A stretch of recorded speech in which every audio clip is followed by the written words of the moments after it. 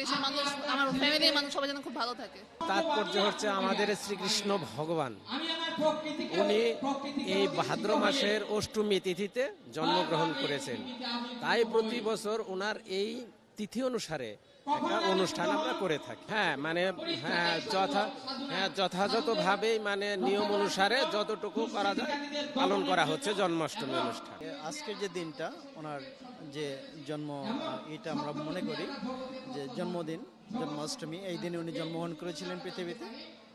তো সেই দিক থেকে আজকের দিনটা আমাদের কাছে, আমাদের হিন্দুদের কাছে এটা একটা সবচেয়ে পূর্ণ একটা দিন, যেটা আমরা মনে করি। আর শ্রীকৃষ্ণকে আমরা জীবনে মনে ধারণ করে আছি, কারণ আমরা সৃষ্টিকর্তা ওনাকেই জানি যে উনি আমাদের পরম পুরুষ। উনি যুগে যুগে আসেন, বিভিন্নভাবে আসেন মানুষকে রক্ষা করার জন্য, মানুষকে সুপথে পরিচালনা করার জন্য।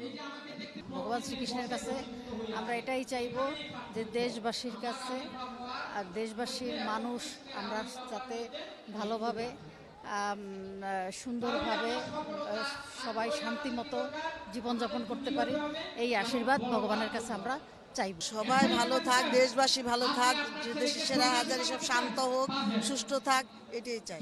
সীতাকুণ্ড শঙ্করমঠ মিশন চট্টগ্রাম থেকে আমরা আসি, এই যজ্ঞানুষ্ঠানে আমরা অংশগ্রহণ করি এবং আমরা প্রতি বছর এই বিশ্ব শান্তি গীতা যজ্ঞের মাধ্যমে দেশ ও জাতির কল্যাণ প্রার্থনা করি এবং সমস্ত বিশ্বের আমরা শান্তি প্রার্থনা করি।